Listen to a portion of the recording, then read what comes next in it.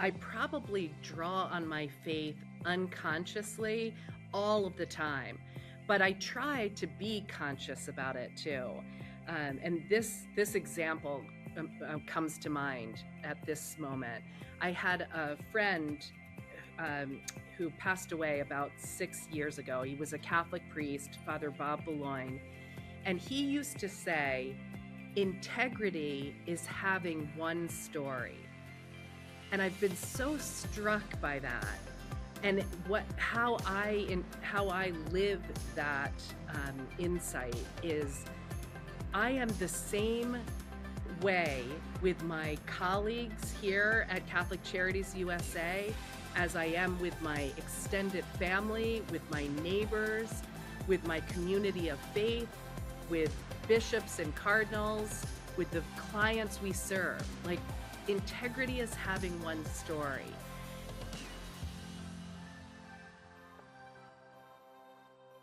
Welcome to On Board with Transparent Leadership, an Easter Seals podcast. I'm Kendra Davenport, President and CEO of Easter Seals, and I am joined today by Kerry Alys Robinson, who happens to be President and CEO of Catholic Charities USA. Kerry is a friend. I've known her for quite some time, and I am thrilled to talk about her and with her today. I'd like to give you a little bit of background. Kerry joined Catholic Charities as its CEO, Catholic Charities USA, as its CEO about a year and a month ago. And prior to that, Kerry served as Leadership Roundtable's first founding executive director, where I met her, then as its global ambassador and executive partner, and currently she's a member of their board of directors. Kerry's also a member of the Raskob Foundation for Catholic Charities and Fatica, foundations and donors interested in Catholic activities. She has been a trustee of more than 25 national and international foundations and nonprofits, and she has served as the executive director of the Opus Prize Foundation, which confers an annual $1 million humanitarian award recognizing people of faith dedicated to the alleviation of human suffering. Kerry is the prize-winning author of Imagining Abundance, a book I love, Fundraising, Philanthropy, and a Spiritual Call to Service. She is the founding editor of the Catholic Funding Guide and has contributed chapters to 5 books, including a Pope Francis lexicon. She has been an advisor to grant-making foundations, charitable nonprofits, and family philanthropies since 1990. Kerry has also served as development director for St. Thomas More Catholic Chapel and Center at Yale University and led a $75 million fundraising drive to expand and endow the chapel's intellectual and spiritual ministry and to construct a Catholic student center designed by Cesar Pelle on Yale's campus. Kerry is a frequent writer and speaker on philanthropy, generosity, service, and faith. She's a graduate of Georgetown, Hoya, and Yale, and the recipient of 10 honorary doctorates. She and her husband, Dr. Michael Capello, professor of public health and infectious diseases at Yale University, are parents to 2 very achieved and accomplished children, Christopher and Sophie. Kerry, it's a pleasure. It's a pleasure to have you on the podcast today. Thank you for making time for this. And I have been really eager to talk with you about all things leadership, and intertwining leadership with our faith values, which you and I share and have a lot in common about. But I'd love you to start by telling our listeners a little bit about yourself and how you came to serve in the role you're currently in, because you are CEO of Catholic Charities USA, which is a massive, massive nonprofit that does so much good and is so long-standing. I've known of Catholic Charities my entire life, a product like you of Catholic education, a Catholic family, Catholic upbringing. So talk to us about how your life brought you here and how you find yourself in the current role you're in, if you would. Kendra, it is so good to be with you on your fabulous podcast. Thank you for having me. So good to see you again. I am as surprised as anyone to find myself in the role of president and CEO of Catholic Charities USA. I have long admired it, and it really stems to my earliest memories as a child.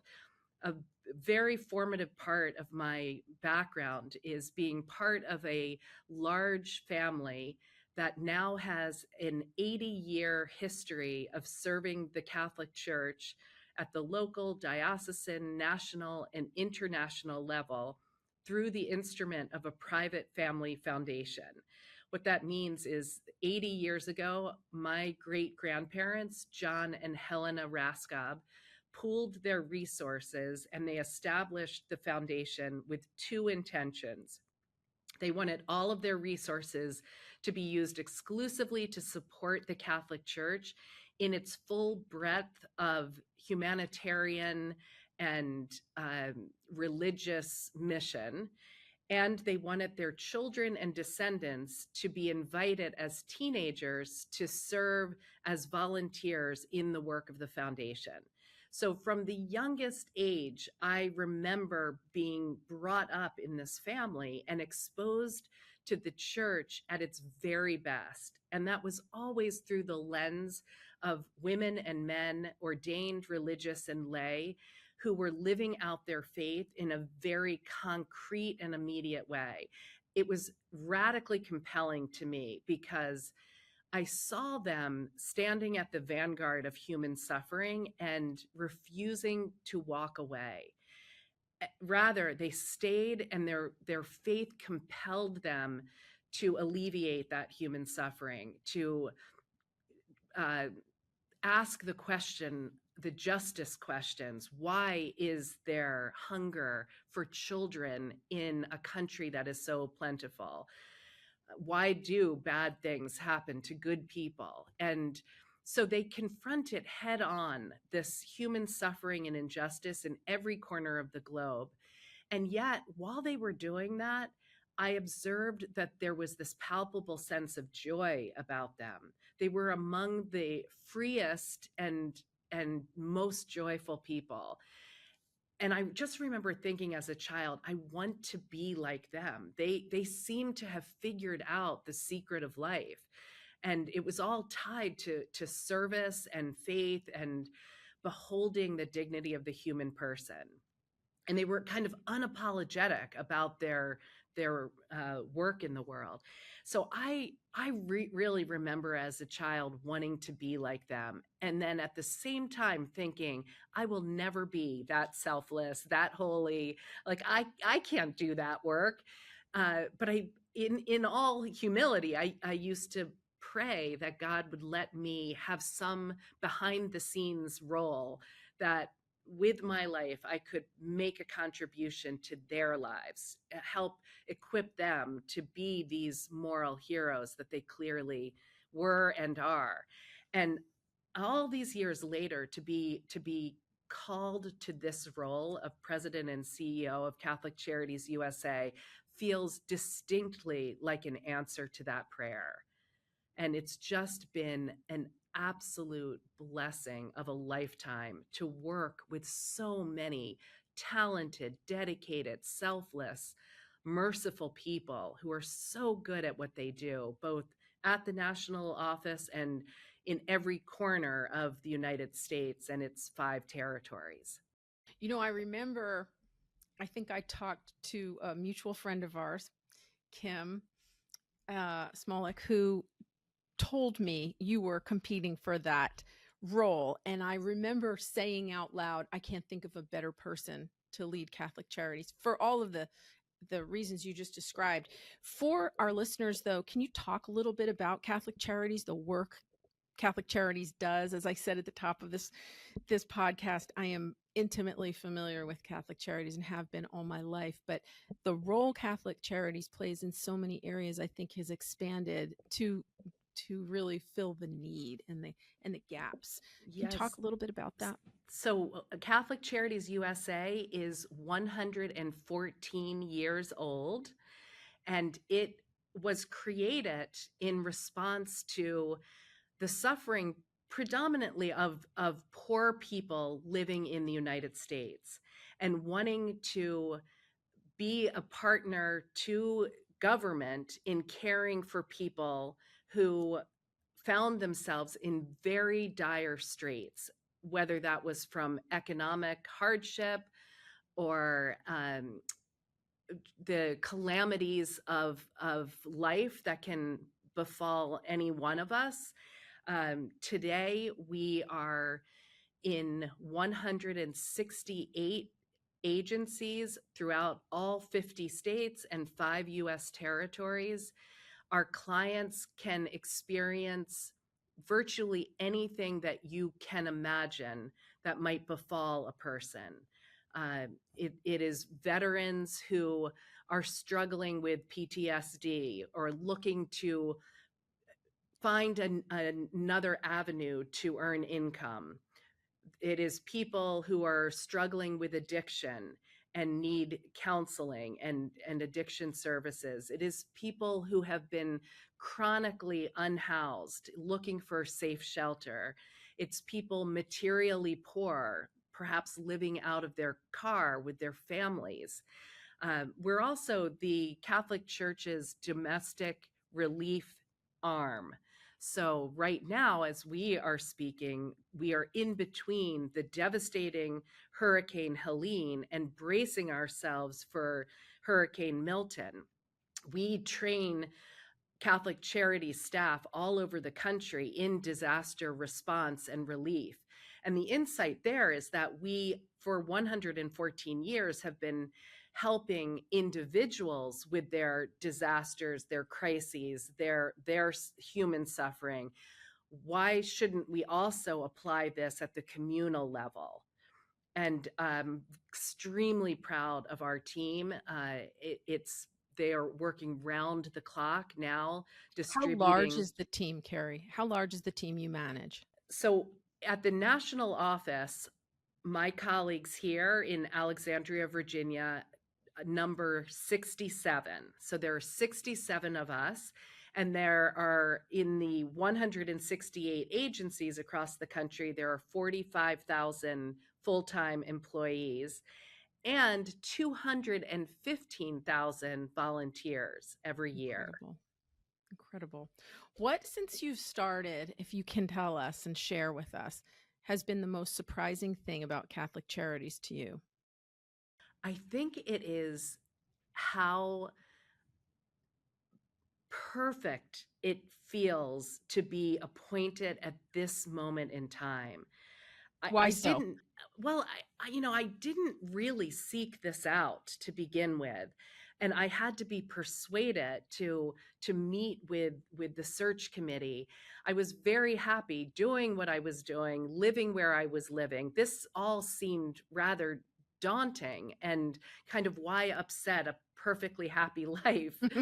Um, but what I'm really astonished by is how right it feels, how much of an answer to a vocational desire it really has been, and how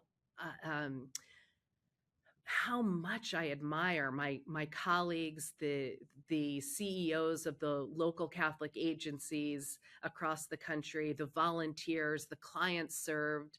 My role as ambassador and advocate and champion, I just really am surprised by how much it feels like I have come home. I love that. I love that because I feel similarly about the role I'm in, and I know I've shared that with you. I feel, and I have felt since I came to Easter Seals, that my entire career led me to this position. I love it for exactly the reasons you just ticked off, and I think that's an incredible blessing to, and a privilege, really. And I feel to serve in these roles is as much a privilege and really, I feel, and I'm certain you do too, I don't want to put words in your mouth, but I feel I get so much more than I give, and I think that's what you just described. But that being said, it is a huge commitment, and it did change your life, and I think you're doing what I am doing, which is commuting from your your home to Virginia. Talk a little bit about that and the transition. Exactly, Kendra, we are such kindred spirits. It's almost We have eerie. been for a long time, I think, Carrie. Yes, and I'm so grateful for you and your example. It Aw. really, like, truly, it gives me uh, courage and confidence and stamina and inspiration to carry on. But yes, my husband and I live in Connecticut. He is an infectious disease doctor and global epidemiologist and the chair of a department at Yale School of Public Health. He's very good at what he does. He loves his career. He's also a person who is serving a kind of a larger good, and he's not in a position to move. But the headquarters for Catholic Charities USA is just outside of Washington, D.C., in Alexandria, Virginia. Now, my board has made it incredibly um, easy for me to make this weekly commute. There is an apartment that is right across the street from our headquarters here, so I can work when I'm here. I can work until late hours at night, and my commute is only 45 seconds by Makes it foot. easy. Yes. Yes, and Easier. of course, a big challenge, especially in year one, was visiting the local agencies and really getting out intentionally into the field to listen and learn as much as I possibly could.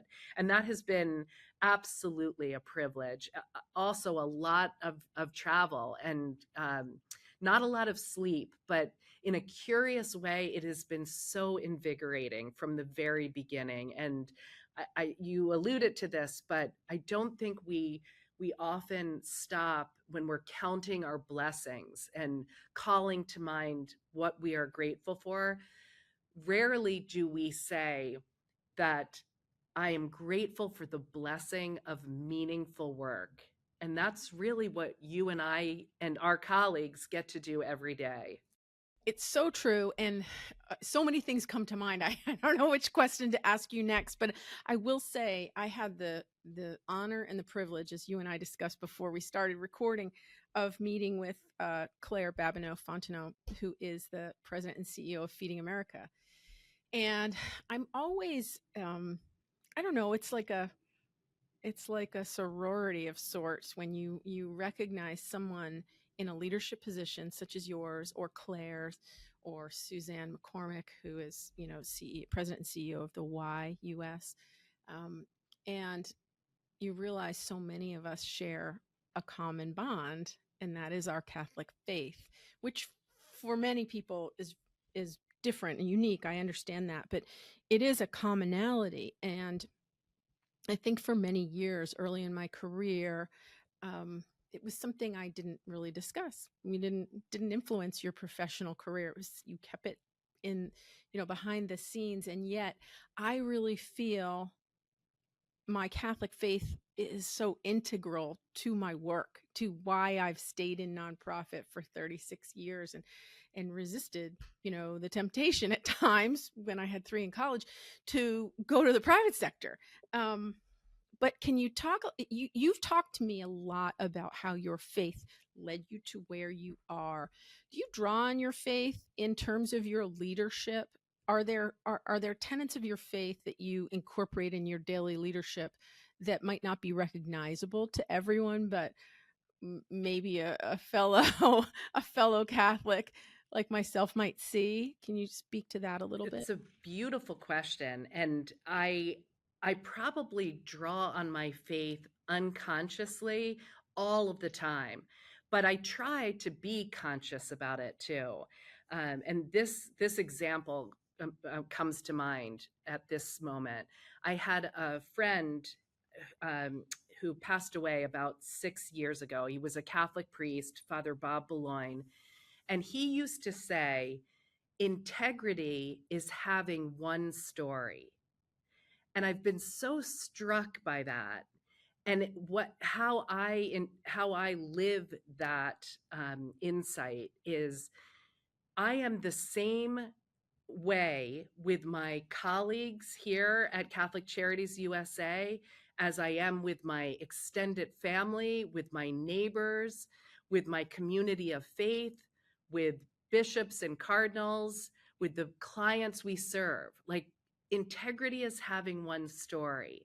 Now, we have different relationships, of course. I'm mindful of that, but this innate desire to live authentically and transparently and um, in a way that is consonant. So what I do and how I behave at work is how I am called to behave as a person of faith. I don't compartmentalize and segment. I'm not a different person to one constituency versus another. And I think that leads to some intentional uh, living out of my values. That And one story. yes. And one story. I love that example. Um, leadership, walking into what you undoubtedly walked into, an organization not dissimilar in many ways to Easter Seals, in that more than 100 years old. I remember very vividly when I first started this role almost 3 years ago, counting to myself how many times I would hear, we've done that, or that's been done, or that's been tried. When you go into an organization as old as both of ours are, I think that's part and parcel, right? Um, so what is new? What newness, new concept, new ideas do you sort of plant a stake in as Catholic Charities US's new CEO that you own, Carrie? Or have you not gotten to that yet? Well, first of all, I am incredibly blessed by my predecessor. My predecessor is Sister Donna Markham. She was at the helm here for almost 10 years. She did an extraordinary job and really teed me up beautifully. She hired extraordinarily smart, capable, hardworking people. She initiated a strategic plan. She just is, I can't speak highly enough of her. So already I had the advantage of being handed an incredibly well-run organization. Um, but I was thinking about you in preparation for this conversation, Kendra, because I remembered that you and I both have a background in our early part of our career that what involved philanthropy and fundraising. And I think what made us both the fundraisers we were and the successful fundraisers we were is our desire to do things differently, to see things differently, to take risks, to try to really have a larger impact. And I think we're both bringing that innate tendency and desire to our roles as CEOs now.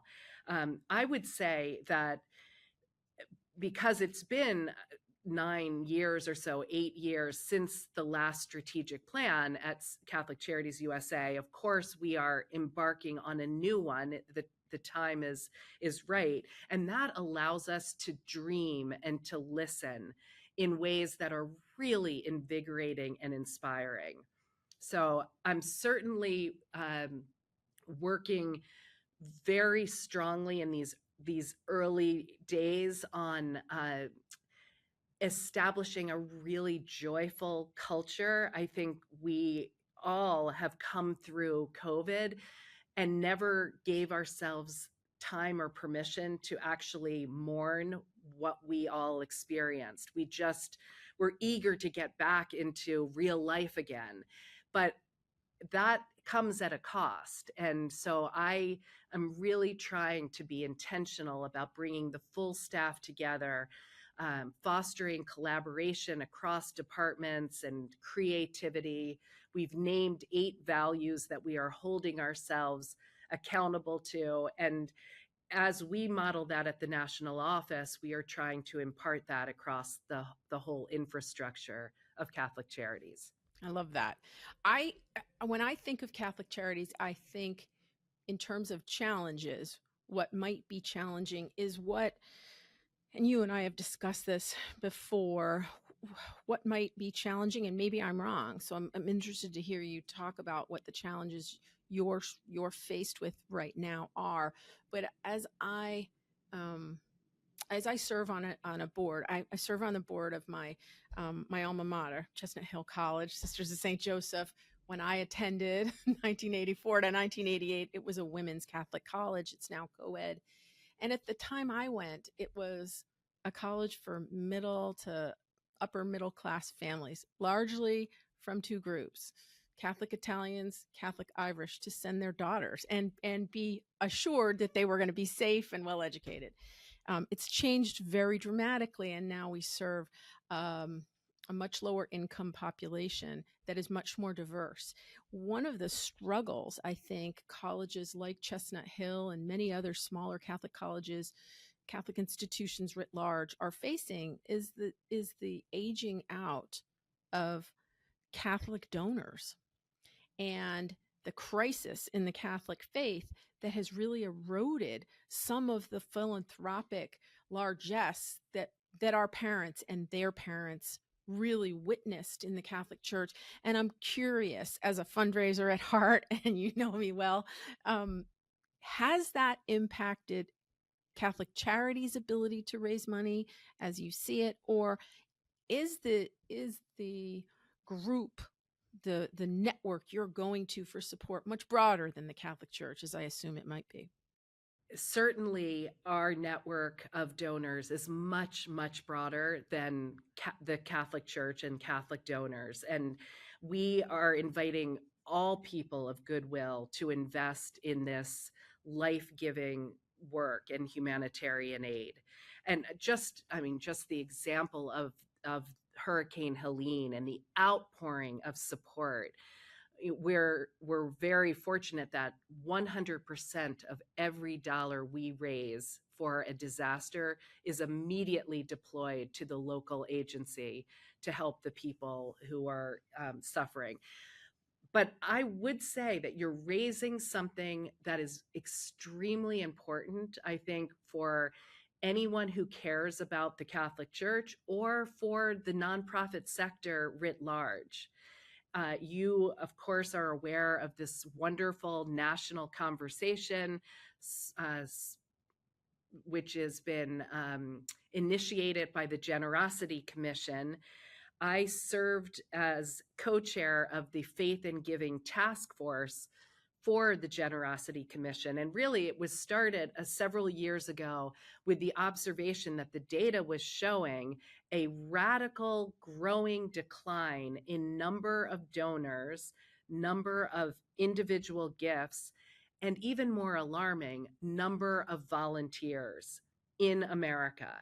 And our task force, as for our piece of this, looked at the corresponding trends of disaffiliation from organized religion and noted that these are paired. We can see this correlation.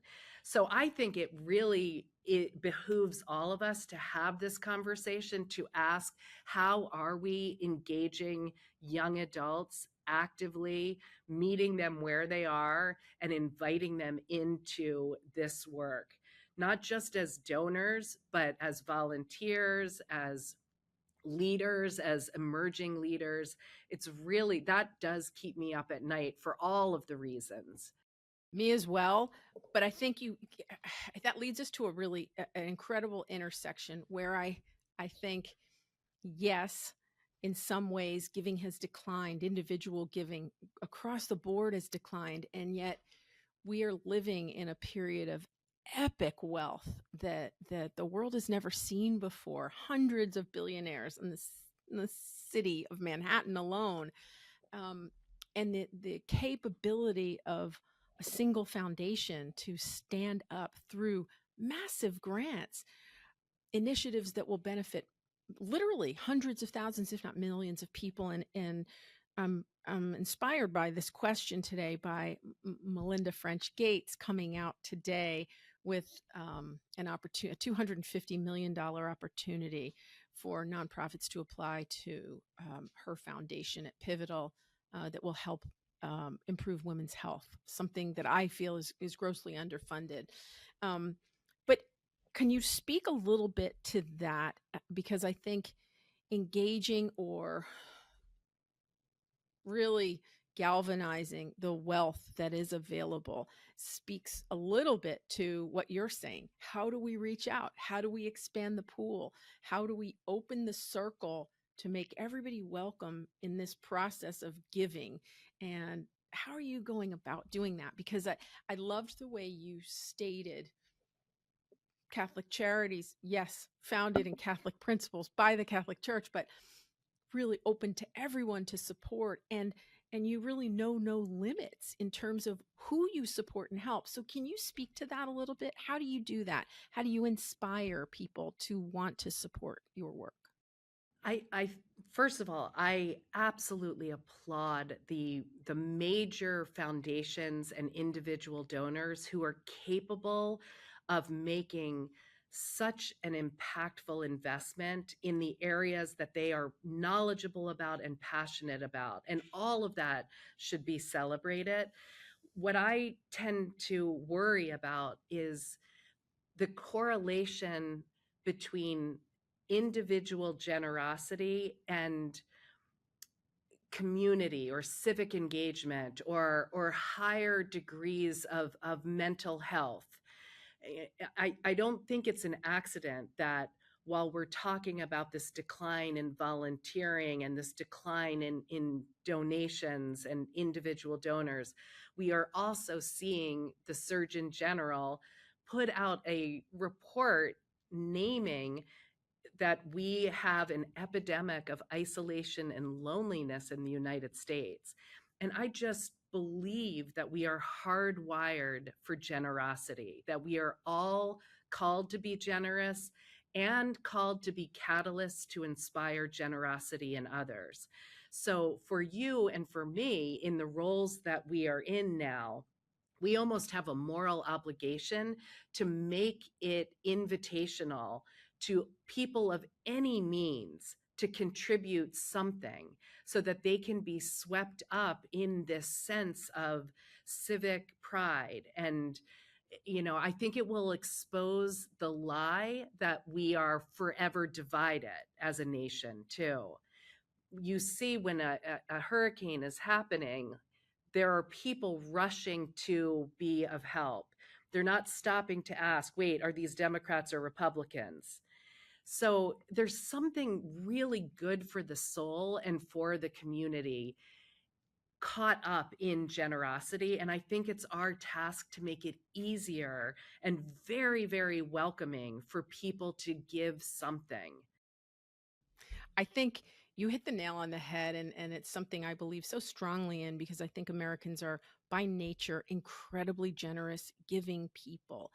And we've led the world in terms of what we've contributed. And we still do, even though our giving, the totals have declined, or the total number of individuals giving. But you also touched on something that I think is I'd love to get your opinion on, because I've been in nonprofit now exclusively for 36 years. And one thing that used to stymie me was that we didn't collaborate more, that the competition for these dollars was so fierce, was so intense, that we tended to rope off, if you will, quadrant off our work and not engage, intentionally work against engaging similar nonprofits doing similar work, or nonprofits that might have a nexus with our own.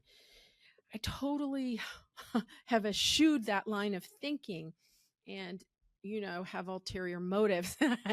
and even having you on today, because Carrie, you and I will work together. We will bring Easter Seals and Catholic Charities together. And I'm certain our organizations have already partnered and worked. And I think if I went out, as I often do, to our affiliates and asked, I'd get a resounding chorus. We already work with them, Kendra. Exactly. We do that already, but we'll do more of it. Can you speak a little bit about your thoughts on that, on collaboration of whether it's for-profit, nonprofit? How do you feel? Well, so this is emerging as one of the primary insights in our strategic planning, listening sessions, and interviews. A clarion call for greater collaboration with like-minded organizations and unusual candidates for collaboration. I mean, we are all in this together, and that's how I've always rolled. It's part of my commitment to being a catalyst to inspire generosity in others. I mean, honestly, Kendra, if I were coming to you today asking you to invest in Catholic Charities, I could make all of the rationale and be very compelling. But if it became clear in the conversation that your primary passion was providing quality education to children below the poverty line and breaking the cycle of poverty through education, I would do everything possible to steer you in that direction, because your fulfillment as a generous person matters to the whole. And I would rather you invest massively in what makes your heart sing than give an obligatory gift to Catholic Charities because you're my friend, or you're persuaded by it. And I think if we started to think more like that holistically together, that there is so much human need out there. We all have something to give and to contribute. Let's be each other's champion. I think the world would be a lot better off. Couldn't agree more. We have talked broadly and organizationally. I'd love to just ask you a couple questions about yourself personally. So, juggling what I know you're juggling and the travel you've alluded to and the commute, the weekly commute you're doing to Arlington from Connecticut, what is one thing you do to stay buoyant beyond your faith? Because I know you rely, like I do, on your faith for buoyancy and for fulfillment. But what is one thing that you do to keep yourself steady and grounded? That's such a good question. I have two best friends, both of whom died, and died young. One was Mary Ann Wassel, fabulously beautiful, vivacious woman, and one was Father Bob Boulogne. And I literally hear them say to me when I am getting ready for a trip, or I am being invited to a reception, or I have to take the podium to address an audience of several hundred people, I hear them say to me, as kind of part of the community of saints, remember to enjoy it. And I'm telling you, Kendra, if I am showing up that day kind of exhausted or nervous, or like, oh gosh, one more thing, that intervention from my friends changes the whole dynamic. And I've long had a maxim that it is better to do than not do, and that showing up is part of a ministry of presence. And I am never disappointed. I am never, ever disappointed by agreeing to take that trip, or to speak to that audience, or to come to that reception, because I'm kind of, my eyes are open for goodness, and for kindred spirits, and for examples that ennoble us. I love that. I love that. We like to end all of our episodes with an Ask Me Anything segment, so stick around for that. But before we do, I have one more final question for you, Carrie, and that is, it centers on something I do constantly. I was doing it late last night because I couldn't sleep. I read. I'm a voracious reader. I read all kinds of things. Is there something you're reading right now that inspires you, or which maybe it might even be fiction that you're just enjoying that you care to share with our listeners? Well, I am also a voracious reader, and I have realized when I am overdoing it with work, the sign for me is that I'm not actively in the process of reading something. And that's always like a wait, slow down, Carrie. It's Same. amazing, right? Hmm. So I will say one book that is top of mind. I read it a long time ago, but I revisited it recently because I had the chance to talk to the author. He's a friend of mine. It is Heroic Leadership by Chris Lowney. A wonderful, wonderful book. Kendra, you I'm writing are it down. you embody heroic leadership. It's Oh, I know. faith-based. Seriously, you will love it. So highly recommend Oh, that. And your thank you. listeners will appreciate that book too. Thank you Very so much. value-based. I will look it up. I am in the middle of 2 books right now, one of which I can't even remember the name of. That's how, that's how awake I was Slow last night. down. The Yeah. other of which is Five Presidents, and it's written by a former Secret Service agent who served 5 different presidents, obviously, starting with Dwight Eisenhower. And it's just been fascinating because he writes from a very human point of view. The other thing I've been really enjoying is Scott Galloway's books. He wrote Adrift and The Algebra of Happiness, I think. Just a super, super author. Fascinating. I have so enjoyed this and would love to talk again soon. You and I know are destined to meet for lunch soon. We're trying to work that out, and I look forward to that. I am so grateful for the time you gave us today, Carrie, because I know personally how busy you are. This has been such a pleasure. Tell our listeners where they can go to learn more about Catholic Charities. Sure. Our website, Catholic Charities USA, is a beautiful source for all kinds of information. It will also direct you to your own local Catholic Charities agency where you can contribute and you can volunteer and you can support them in other ways. Thank you for asking, and thank you for having me on this beautiful podcast, Kendra. So, my Ask Me Anything question today is: what strategies have you found most effective for leaders to build trust and foster open communication within their teams? It's a great question, and it's not always easy. I think it is not a one and done kind of thing. I think inspiring trust and is imperative to fostering open communication. People aren't going to tell you what they're really thinking unless they feel they're safe in doing so, unless they trust that you're not going to hold it against them if they say something, that they're not happy with, or they tell you something that's really honest and frank, but which is maybe a little bit of a challenge.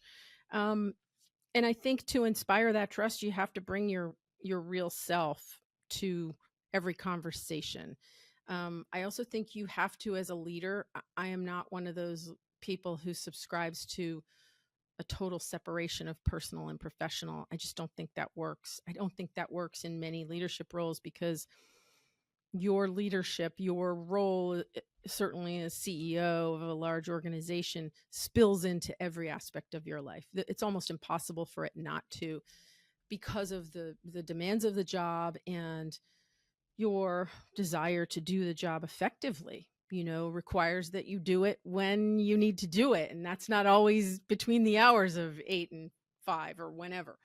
So occasionally, I think it's important to share with your teams personal details about your life, what you're going through, what you're working on, if you're distracted, why you're distracted, as well as the happy things, that make you human, the successes your spouse or your partner realizes that you're celebrating, your children graduating or getting married or accomplishing something that humanizes you as a leader. And I think when teams know their leader and know a little bit about their leader's life, it's easier to understand their decision-making process because you understand who they are. You understand what their values are. I have worked for people who were very, what I refer to as like arm's length away from their teams. Always professional, always all about work, never shared personal detail. And that's one way of operating. It's not mine. It's not mine. And I think too, in this day and age, again, foster open communication, which I think is essential to any high functioning team. There has to be constant and sustained open communication and direct dialogue.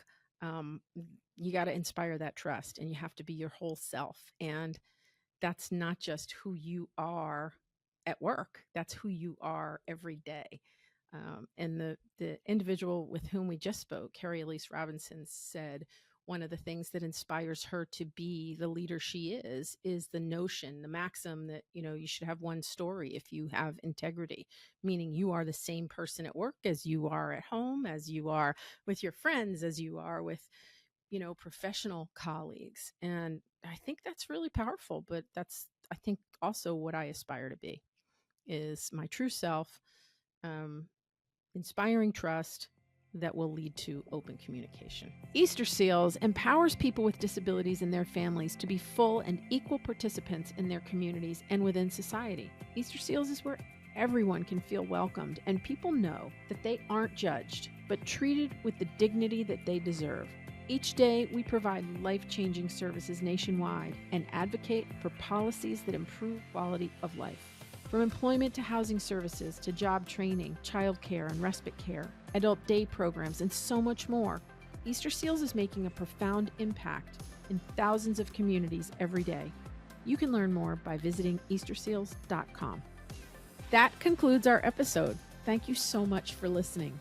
If you like what you heard, be sure to write a review, like and subscribe wherever you get your podcasts, and be sure to join us in the next episode as we discuss how we can all get on board with transparent leadership.